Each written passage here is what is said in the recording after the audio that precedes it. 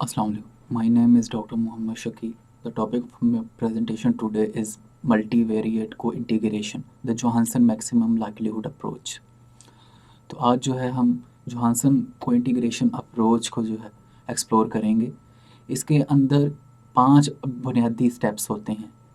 सबसे पहले ये है कि हमने उसका यूनिट रूट या नॉन स्टेशनैरिटी का लेवल चेक करना होता है। नंबर 2 के ऊपर को-इंटीग्रेशन में जो हमने लैग्स डालने हैं वो लैग लेंथ चेक करनी होती है। नंबर 3 पे ये है कि हमने को-इंटीग्रेशन एनालिसिस को टेस्ट करना होता है कि को-इंटीग्रेशन एग्जिस्ट कर रही है या नहीं। तो इसके लिए हम जोहानसन अप्रोच को जो है आज सीखेंगे कि वो किस तरीके से टेस्ट किया जाता है। और उसके बाद उसका जो एरर करेक्शन मॉडल है और जो शॉर्ट रन और लॉन्ग रन एस्टिमेट्स है उनको जो है कैलकुलेट किया जाता है। और सबसे आखिर पर जो है क्रेंगर कॉज़ैलिटी को हम देखेंगे किस तरीके से कैलकुलेट करते हैं।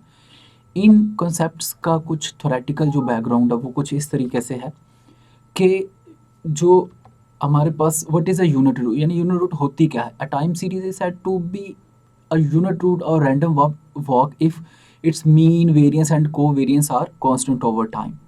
यानी कि अगर किसी भी वेरिएबल का फॉर एग्जांपल जीडीपी है हमारे पास, उसका जो मीन है ओवर द ईयर्स वो कांस्टेंट रहता है।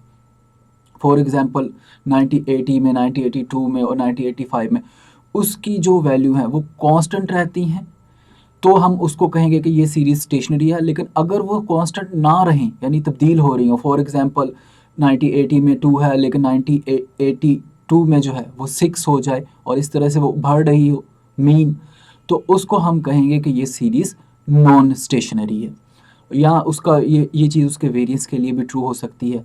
यूजुअली तौर पे जितनी भी हमारे पास इकोनॉमिक सीरीज़ आती हैं वो यूनिट रूट होती है, यानी वो लेवल के ऊपर नॉन स्टेशनरी होती हैं, यानी उनका मीन या वेरिएंस या दोनों जो है ओवर द टाइम चेंज हो रहे होते हैं। ये चीज़ ये भी इम्प्लाई करती है एक सीरीज़ का नॉन स्टेशनरी होना कि जो शॉक लगता है सिस्टम में उसका एक परमानेंट इफ़ेक्ट आता है। तो अगर हम इसका डिफरेंस लेकर इसको एस्टिमेट करें तो हम वो जो लॉन्ग रन जो उसका इफ़ेक्ट आएगा उसको उस इन्फॉर्मेशन को हम जो है नहीं एक्सप्लोर कर सकते। तो इसी चीज़ के लिए लॉन्ग रन इक्विलिब्रियम रिलेशनशिप को जानने के लिए हम को-इंटीग्रेशन एनालिसिस करते हैं, जो कि सिर्फ नॉन स्टेशनरी सीरीज़ के लिए एग्जिस्ट करता है। स्टेशनरी सीरीज़ के लिए लॉन्ग रन इक्विलिब्रियम रिलेशनशिप हम नहीं असेस कर सकते। स्टेशनरी सीरीज़ मैंने पहले बता दिया कि मेन और वेरिएंस जिसका कांस्टेंट आ जाए ओवर टाइम, इस प्रोसेस को हम I0 या इंटीग्रेटेड ऑफ ऑर्डर 0 प्रोसेस भी कहते हैं। फॉर एग्जांपल एक हमारे पास वेरिएबल है और उसकी तकरीबन मतलब मीन वैल्यू 1980 में 3 है, 1990 में उसकी जो वैल्यू है वो तकरीबन 3.5 है। तो इसका मतलब है कि ये ऑलमोस्ट कांस्टेंट है उसका मीन। तो इस तरह की सीरीज़ को हम वीकली स्टेशनरी कहते हैं। स्ट्रॉन्गली स्टेशनरी सीरीज़ वो होगी जिसका मीन जो है सेम वैल्यू है, यानी 1980 में अगर उसकी 3 वैल्यू तो 1990 में 2000 में उसकी वैल्यू 3 ही रहे। तो ये एक्चुअली एग्जिस्ट नहीं करता, स्लाइट चेंजिंग आ सकती है स्टेशनरी सीरीज़ में भी, तो इसलिए हम टर्म वीकली स्टेशनरी यूज़ करते हैं। ये नॉन स्टेशनरी प्रोसेस का ग्राफ है कि अगर उसमें इंटरसेप्ट हो और ट्रेंड हो तो वो पॉजिटिव स्लोप आ रहा है, और अगर ट्रेंड ना हो तो वो उससे कम पे सेकंड नंबर पे जो आ रहा है ऊपर से सेकंड जो है। और इसी तरीके से अगर उसके अंदर पिछले वो अपने वैल्यू पे डिपेंड नहीं करता, यानी यूनिट रूट प्रोसेस नहीं है, वो सिर्फ टाइम ट्रेंड है, तब भी वो पॉजिटिव आएगा। लेकिन अगर वो स्टेशनरी हो तो वो फिर उसका मीन और वेरिएंस जो है ज़ीरो के गिर्द इस तरीके से आएगा जिस तरीके से ये हमारा एरर टर्म का वो जो है ग्राफ आ रहा है। तो हमारी वाई सीरीज़ अगर स्टेशनरी होती तो उसका ग्राफ भी एरर टर्म से मिलता हुआ ही आना था। इसी तरीके से जो एंड पे सबसे ग्राफ है वो ये शो कर रहा है कि अगर हम इंटरसेप्ट ना डालें तो फिर जो सीरीज़ का जो ट्रेंड है वो पॉजिटिव की बजाय नेगेटिव हो जाता है। तो यहाँ से इंटरसेप्ट की भी अहमियत जो है वो ज़ाहिर होती है। अच्छा, ये सारे ऑप्शंस बिल्ट इन मौजूद होते हैं ईवीज़ में, तो हम उसको विद एंड विदाउट इंटरसेप्ट जो है इसको एस्टिमेट कर सकते हैं। और ये चीज़ हमें यूजुअली तौर पे थ्योरी से हमें आइडिया हो रहा होता है, या उसका हम अगर ग्राफ ड्रा कर ले तो उससे भी हमें आइडिया हो जाता है लेवल फॉर्म में कि उसमें हमने इंटरसेप्ट या ट्रेंड जो है वो डालना है या नहीं डालना। ट्रेंड और डिफरेंस स्टेशनरी क्या है? अगर तो हम उस सीरीज़ का डिफरेंस एक ले लें वाई टी माइनस वन, और अगर वो स्टेशनरी आ जाए तो इस प्रोसेस को हम कहेंगे डिफरेंस स्टेशनरी, यानी वो जो वेरिएबल हमने नॉन स्टेशनरी लिया अगर हम उससे उसकी प्रीवियस वैल्यू लेस कर दें और अगर वो स्टेशनरी आ जाए तो हम उसको कहते हैं डिफरेंस स्टेशनरी प्रोसेस, और उस वेरिएबल जो लेवल फॉर्म में होगा उसको हम I1 कहेंगे। तो ये भी पॉसिबल है कि एक से ज़्यादा यानी I2 आ जाए हमारे पास वेरिएबल कोई, लेकिन हम उस पॉसिबिलिटी को अभी कंसिडर नहीं कर रहे, हम सिर्फ I1 वेरिएबल को लेकर चल रहे हैं और I0 को। I1 क्या है? Non stationery. I0 क्या है हमारे पास? Stationary variable. इन वेरिएबल का डिफरेंट तरीके से इस्तेमाल किया जाता है। अगर तो आप डिफरेंस लें तो फिर आप शॉर्ट रन एस्टिमेट इनके जो है कैलकुलेट कर सकते हैं वार यूज़ करके, और दूसरा उसका इस्तेमाल है जो हम आज देख रहे हैं वो है को इंटीग्रेशन और एरर करेक्शन मॉडल, जिससे शॉर्ट रन और लॉन्ग रन दोनों तरह के एस्टिमेट हमारे पास आ जाते हैं। और इसके अलावा हम जो है एरर करेक्शन बेस्ड कॉजैलिटी को भी जो है अब चेक कर सकते हैं। कॉजैलिटी हमें क्या एक्सप्लेन करती है ये आगे चीज़ हम इसको डिफाइन करते हैं। इसी तरीके से हम को इंटीग्रेशन में I1 वेरिएबल को लेकर चलेंगे।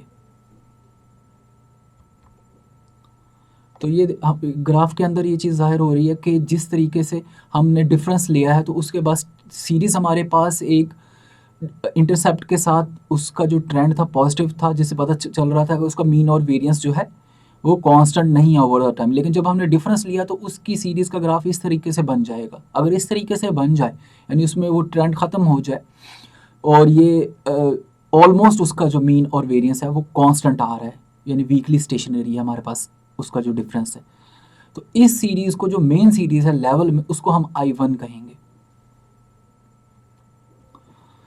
इसी तरीके से ट्रेंड स्टेशनरी जो हमारे पास प्रोसेस है, अगर हम उससे ट्रेंड निकाल दें, और ये सारे ऑप्शंस बिल्ट इन मौजूद हैं EVs के अंदर, तो इसमें कोई इतनी कैलकुलेशन की ज़रूरत नहीं पड़ती। हम सिर्फ ये जानना चाह रहे हैं कि ट्रेंड स्टेशनरी प्रोसेस से क्या मुराद है, कि अगर उसके अंदर जो है यूनिट रूट तो ना हो लेकिन वो ट्रेंड की वजह से पॉजिटिव या नेगेटिव शो कर रहा हो हमें वैल्यूज़, तो अगर हम उस ट्रेंड को डी ट्रेंड कर दें तो उससे भी हमारे पास सीरीज़ स्टेशनरी होगी। लेकिन अगर हम ट्रेंड डी ट्रेंडिंग नहीं करेंगे तो सीरीज़ शो होगा कि नॉन स्टेशनरी है, लेकिन एक्चुअली वो नॉन स्टेशनरी नहीं होगी, बल्कि वो ट्रेंड की वजह से उसके अंदर जो है मीन या उसका वेरिएंस जो है वो चेंज हो रहा होगा।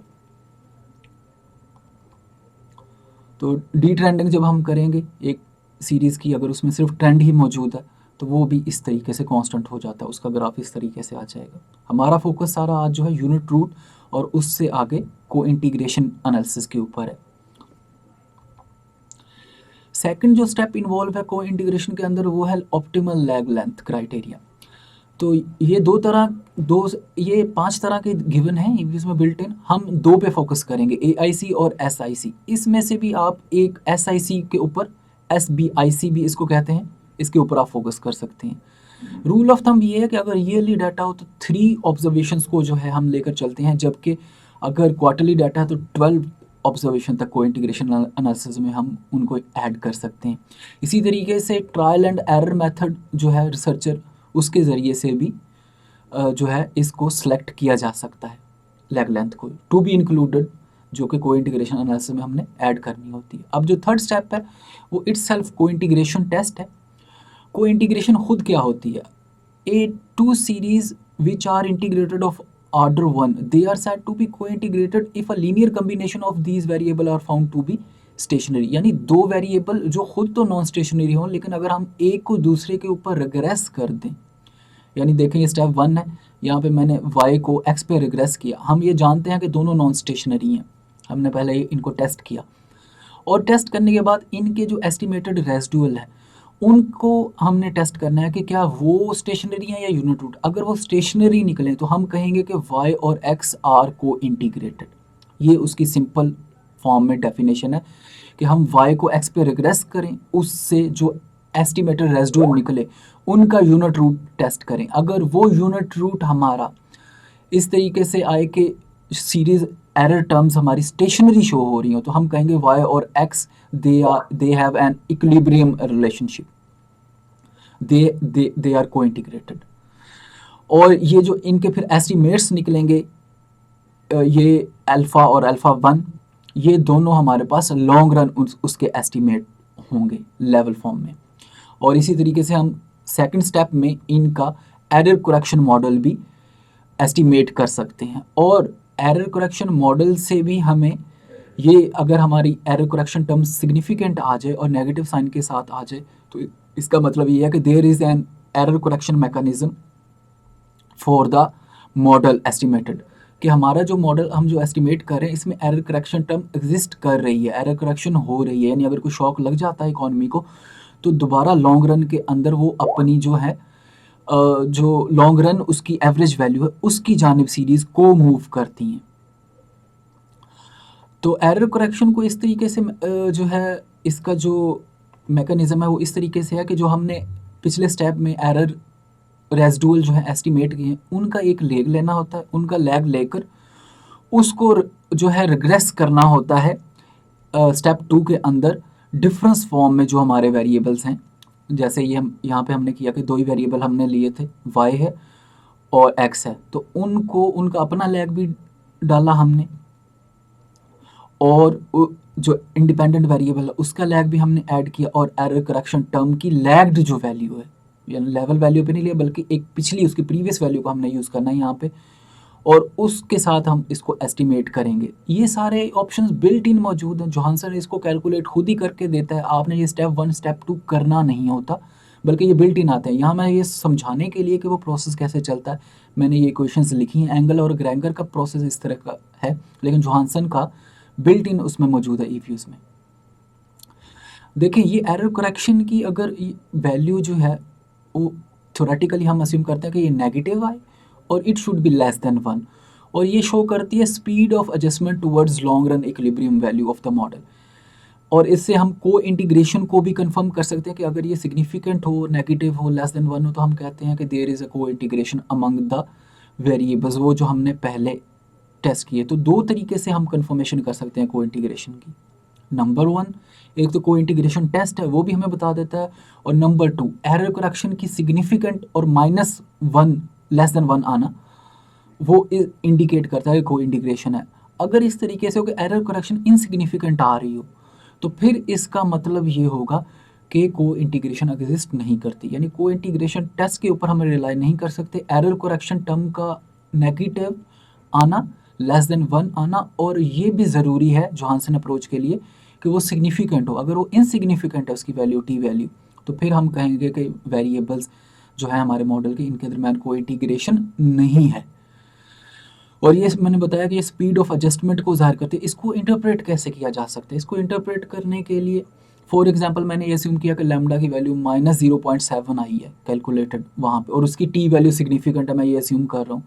तो इस 0.7 का माइनस का मतलब ये होगा कि 70% of the error is being corrected in the first year from, जो भी मतलब एरर आ रही है किसी भी शॉक से उसका 70% जो है वो पहले साल में जो है रिमूव हो जाता है यानी करेक्ट हो जाती है और बाकी बचता है 30% ऑफ दैट एरर। उस 30% में से नेक्स्ट ईयर जो है उस 30% का 70% फर्दर जो है वो करेक्ट हो जाता है और इस तरीके से ये चलता रहता है जब तक कि हमारी एरर जो है मूव ना हो जाए, दोबारा अपने वेरिएबल्स जो है हमारे मॉडल के वो लॉन्ग रन इक्विलिब्रियम में ना चले जाए। और लॉन्ग रन हम कहते ही उसको है जहाँ पे कोई शॉक नहीं होता, यानी लॉन्ग रन इक्विलिब्रियम में एडजस्टमेंट हर तरह की पूरी हो चुकी होती है, तो उन्हीं कोफिशिएंट्स को हम लॉन्ग रन कहते हैं। और को इंटीग्रेशन एनालिसिस में लेवल फॉर्म पे जो हम एस्टिमेट करते हैं मॉडल के वो लॉन्ग रन कोफिशिएंट्स आते हैं, यानी विदाउट एनी शॉक बता रहे होते हैं। और एरर करेक्शन उसका पाथ बताती है हमें स्पीड ऑफ एडजस्टमेंट कि कितनी देर के अंदर वो जो कोफिशिएंट्स है वो लॉन्ग रन वो हासिल होंगे, यानी वो टाइम जो है हम कैलकुलेट कर सकते हैं, उसकी स्पीड ऑफ एडजस्टमेंट भी हम कैलकुलेट कर सकते हैं इस लैम्डा की वैल्यू से। इसी तरह से जो नेक्स्ट हमारा टेस्ट है वो ग्रेंजर कॉजैलिटी का है। इस variable is said to be Granger cause variable y if current and past value of xt can be better predict the values of yt than otherwise। यानी क्या कि अगर हम एक सीरीज y को बेहतर प्रिडिक्ट कर सकें using the current and past values of a variable xt तो फिर हम xt को कहेंगे कि xt Granger cause yt and vice versa. यानी हम अगर y को हमने प्रिडिक्ट करना है तो सिर्फ उसकी अपनी वैल्यू से ही प्रिडिक्ट ना करें बल्कि एक या एक से ज़्यादा इंडिपेंडेंट वेरिएबल हों, अगर हम उनको यूज़ करें और अगर वो बेटर प्रिडिक्ट कर सकें वाई टी को, तो हम फिर कहते हैं कि ये एक्स जो हमें is said to be Granger cause variable Y T.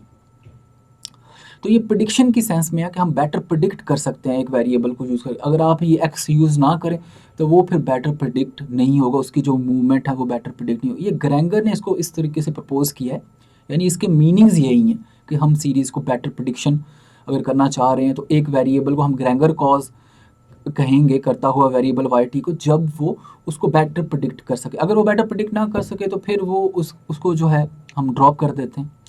ये पता कैसे चलता है? ये जो है एफ स्टैट और वॉल्ड स्टैट, इन दोनों में से एक को यूज़ किया जाता है इस टेस्ट के अंदर।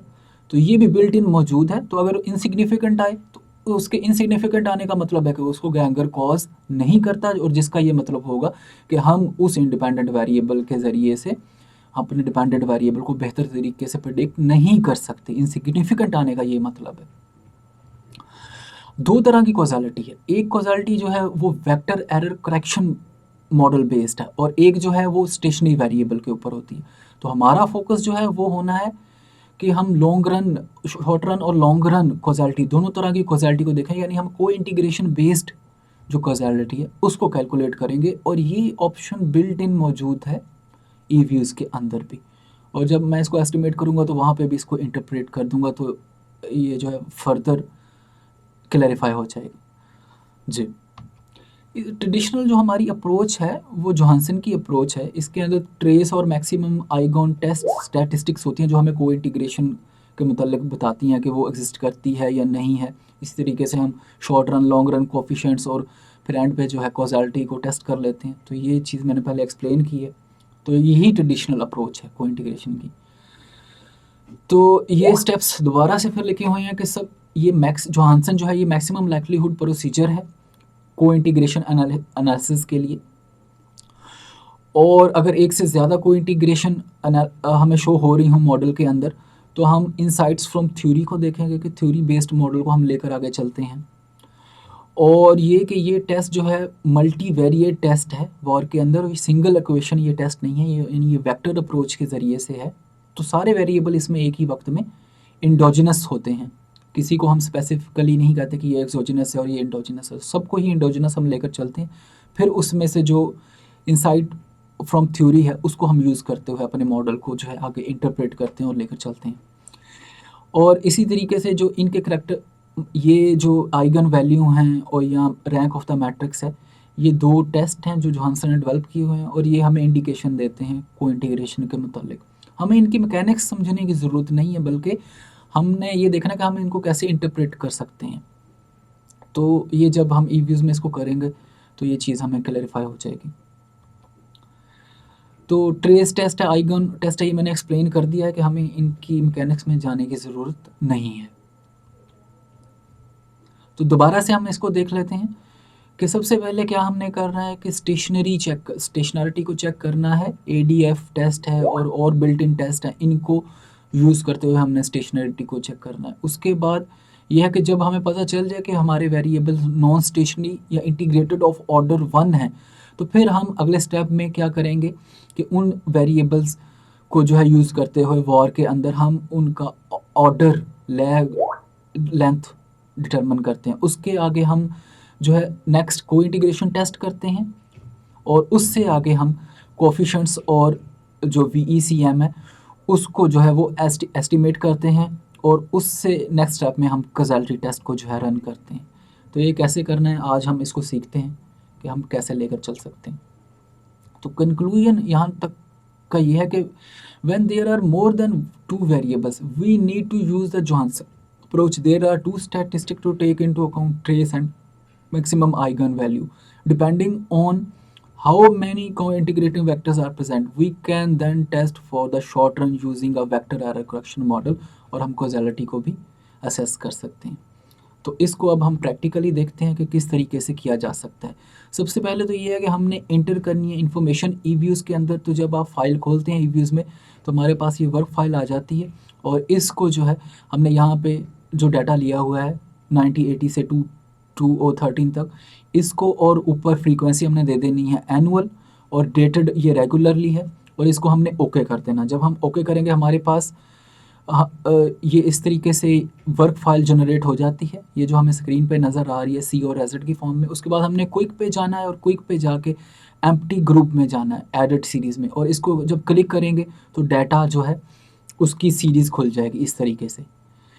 अब यहाँ पे हमने एक्सेल से डाटा कॉपी और यहाँ पे इसको एडजस्ट करके यहाँ पे पेस्ट कर देना है।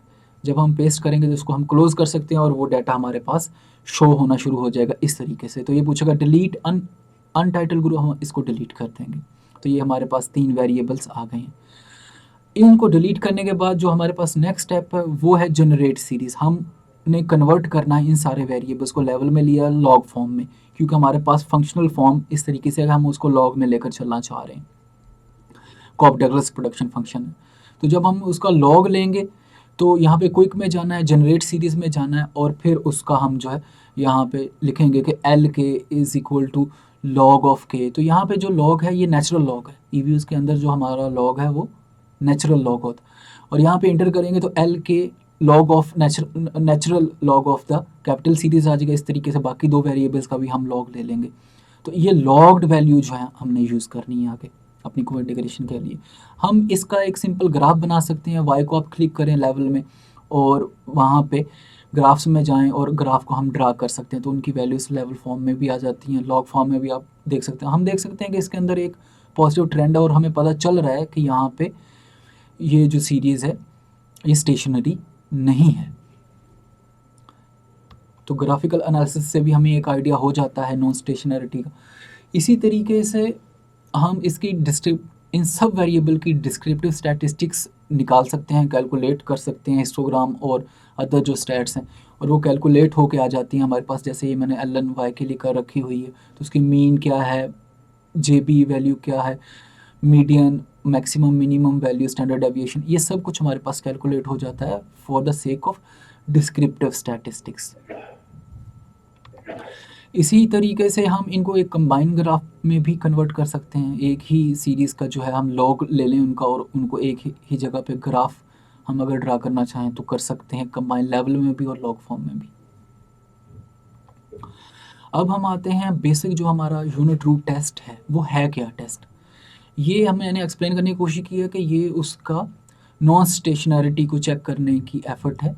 ये 2 तरीके के टेस्ट हैं। एक ऑगमेंटेड डिफ्यूलर के ऊपर आज हम फोकस कर रहे हैं। तो यहाँ पे हम देखें कि जब हम यूनिट रूट पे सीरीज़ पे क्लिक करते हैं और यूनिट रूट के ऊपर जब क्लिक करते हैं तो हमारे पास ये टेस्ट खुल जाता है, ये बिल्ट इन मौजूद है। तो test for unit root level है, फर्स्ट डिफरेंस है, सेकंड डिफरेंस है, और उसके नीचे जो है हम यानी क्या डालना चाह रहे हैं, इंटरसेप्ट, ट्रेंड, इंटरसेप्ट या कुछ भी नहीं डालना चाह रहे। तो हमने ट्रेंड और इंटरसेप्ट दोनों को डाला है और लेवल पे हम चेक कर रहे हैं, यानी हम उसका डिफरेंस नहीं ले रहे। जब चेक किया तो हमारे पास ये वाला रिजल्ट आ गया जो साथ में कैलकुलेटर है, और उसकी टी की वैल्यू 4 आ रही है और वो सिग्निफिकेंट आ रहा है, और उसका जो पी वैल्यू है वो 1 आ रहा है, जिसका ये मतलब है कि एक्सेप्ट एच नॉट। तो एच नॉट हमारे पास क्या है, वो ऊपर लिखा हुआ है null hypothesis L Y has a unit root. तो हमें पता चला है कि वाई सीरीज़ हमारी यूनिट रूट है, और थ्योरी भी हमें यही बताती है कि हमारे इकोनॉमिक वेरिएबल्स में जीडीपी हो गया, लेबर या कैपिटल, ये यूनिट रूट होते हैं। तो लेवल के ऊपर ये यूनिट रूट आया है। नेक्स्ट स्टेप में हम क्या करते हैं कि इसी ही को फर्स्ट डिफरेंस के ऊपर चेक करते हैं। तो फर्स्ट डिफरेंस अगर उसका स्टेशनरी आ जाए तो हम इसको कहेंगे कि ये I1 वेरिएबल है हमारा। तो जब मैंने फर्स्ट डिफरेंस के ऊपर इसको एस्टिमेट किया है तो वो स्टेशनरी आ रहा है, पी वैल्यू उसकी 0 आ रही है, हमारा नल जो है वो रिजेक्ट हो रहा है, we fail to accept the H not. तो हम इस तरीके से एल एन वाई सीरीज़ को, वाई सीरीज़ को अपनी को I1 प्रोसेस डिक्लेयर करते हैं। इसी तरीके से जब आप बाकी दोनों के ऊपर भी चेक करेंगे, मैंने जो चेक कर रखा हुआ है तो वो भी I1 प्रोसेस है। इसका मतलब ये है कि अब हम नेक्स्ट स्टेप में इसका लैग लेंथ चेक करेंगे, और लैग लेंथ चेक करने का क्राइटेरिया हमारे पास ये है कि हमने D-1 लैग्स डालने हैं को इंटीग्रेशन में, यानी जो लैग्स हमारे पास आ जाएँ यहाँ पे, अगर वो 3 कह रहा है तो हम 2 डाल के उसको जो है चेक करेंगे। या एक दूसरी अप्रोच ये है कि हम जनरल टू स्पेसिफिक यानी 3 या 4 लेकर चलें और फिर उसको रिड्यूस करते जाएं बारी बारी को इंटीग्रेशन में, और फिर देखें कि कहाँ पे हमारी को इंटीग्रेशन थ्योरेटिकली जो है उसके मुताबिक आती है। इसी तरीके से इसको फिर हमने सीरीज़ को जो है तीनों को सिलेक्ट करना है, L और L K को, और जब राइट क्लिक करेंगे तो यहाँ पे हमारे पास ये विंडो खुल जाएगी। इसके ऊपर लैग स्ट्रक्चर आ रहा है। लैग स्ट्रक्चर में हमने लैग लेंथ क्राइटेरिया सेलेक्ट करना है। वो जब आप क्लिक करेंगे तो इस तरीके से ये सारे हमारे पास कैलकुलेट होके आ जाएंगे। AIC है, SC है, HQ है। तो हमने SC को जो है फोकस करना है। तो SC ये कह रहा है कि 3 लैग्स जो हैं डालें। ये चूँकि वार के ज़रिए से एस्टिमेट किया गया, तो मैंने पहले बताया कि D-1 का ये मतलब है कि जो ये बताए उससे एक कम हमने लैग यूज़ करना है। तो को इंटीग्रेशन, ये देखें, हम जब को इंटीग्रेशन एनालिसिस के ऊपर जाते हैं इन तीनों को सिलेक्ट करने के बाद, तो हमारे पास यहाँ पे लैग इंटरवल्स का ऑप्शन आ रहा है। तो यहाँ पे उसने हमें 3 बताया था, तो मैंने इसको 1 2 करके जो है ओके किया। जब मैंने ओके किया तो ट्रेस टेस्ट इंडिकेट्स 1 को इंटीग्रेशन, और इसी तरह से मैक्सिमम आइगन वैल्यू इंडिकेट्स 1 को इंटीग्रेटिंग इक्वेशन।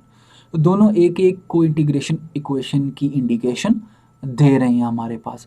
तो इस स्टेप से हम आगे जा रहे हैं कि हमारे पास को इंटीग्रेशन आ रही है इस टेस्ट के ज़रिए से। नेक्स्ट स्टेप के अंदर हम देखते हैं कि हमने जो एरर करेक्शन मॉडल एस्टिमेट किया है इसको यूज़ करते हुए VECM, उसके अंदर जो है हमने लैग को एक और कम करना है, क्योंकि ये वो वाले लैग्स नहीं है जो हमने को इंटीग्रेशन के लिए रखे थे, बल्कि ये VECM के अंदर हम डिफरेंस ले लेंगे उसका। तो लैग को एक और कम कर देना। वो कम करने के बाद जब हमने उसको एस्टिमेट किया तो हमारे पास जो है वेरिएबल्स आ गए, लॉन्ग रन वेरिएबल्स आ रहे हैं, और ये को इंटीग्रेशन इक्वेशन के अंदर हमारे पास उसका कोफिशिएंट आ रहा है। ये जो कोने के ऊपर कोफिशिएंट है, ये हमारा कोफिशिएंट शो करता है एरर करेक्शन टर्म को, और ये सिग्निफिकेंट आ रहा है और माइनस साइन के साथ है। ये जो ऊपर गिवन है ये माइनस से मल्टीप्लाई हुए हैं वेरिएबल, लेबर भी और कैपिटल भी नॉर्मलाइज इनको किया हुआ है, तो ये एक्चुअली पॉजिटिव है। तो इनको जब हमने इंटरप्रेट करना है तो हमने इसको -4 इंटरप्रेट नहीं करना, बल्कि पॉजिटिव है ये वैल्यू। और इस तरह लेबर कैपिटल की भी वैल्यू -2 नहीं है, बल्कि वो पॉजिटिव है कि ये एस्टिमेशन के दौरान माइनस से मल्टीप्लाई होते हैं, एक्चुअली दे आर पॉजिटिव। तो ये एक जो टेक्निकल चीज़ है याद रखने की ज़रूरत है कि इंटरप्रेट करते हुए इसको हम गलती नहीं करनी। इससे नेक्स्ट स्टेप में हम इसी जो हमने मॉडल VECM, इसको हमने रिज़ल्ट को सेव करना है और आगे हमने उसको एस्टिमेट करना है कॉज़ैलिटी टेस्ट को VECM बेस्ड। तो जब हम ऊपर क्लिक करेंगे व्यू में जाके लैग स्ट्रक्चर पे जाएंगे तो वहाँ पे ग्रेंगर कॉज़ैलिटी या ब्लॉग एक्सोजेनिटी टेस्ट लिखा आएगा। इसको जब हम क्लिक करेंगे तो हमारे पास जो है शॉर्ट रन और लॉन्ग रन कॉज़ैलिटीज़ कैलकुलेट होके आ जाएंगे। ये जो ऑल लिखा हुआ है ये लॉन्ग रन कॉज़ैलिटी है, और ये जो डिफरेंस के साथ आ रही हैं ये शॉर्ट रन कॉज़ैलिटी है। तो P वैल्यू अगर सिग्निफिकेंट है, यानी अगर वो लेस देन 0.05 है, तो तब हम कहेंगे कि वो ग्रेंगर कॉज कर रहा है डिपेंडेंट वेरिएबल को। और अगर वो इनसिग्निफिकेंट है, जैसे लेबर की इनसिग्निफिकेंट है शॉर्ट रन में, तो हम कहेंगे कि लेबर कॉज नहीं करता LNY को, यानी कि Y सीरीज़ जो है हम उसको वो ग्रेंगर कॉज नहीं करता, जबकि कैपिटल कर रहा है शॉर्ट रन में, और लॉन्ग रन के अंदर दोनों कर रहे हैं अगर उसको 10% हम रख लें जी। और इसी तरीके से ये पूरा जो मॉडल है इसको इंटरप्रेट किया जा सकता है। इसके अलावा हम इसकी रेजिडुअल्स की जो स्टेबिलिटी है हमारा एरर करेक्शन, उसको भी हम एस्टिमेट कर सकते हैं। तो रेजिडुअल्स जो हैं वो तकरीबन इन बिटवीन +-2 आ रहे हैं, जो कि उसके स्टेबल होने के ऊपर इंडिकेशन है कि उनके अंदर जो है ऑटो कोरिलेशन एग्जिस्ट नहीं करता। Thank you so much.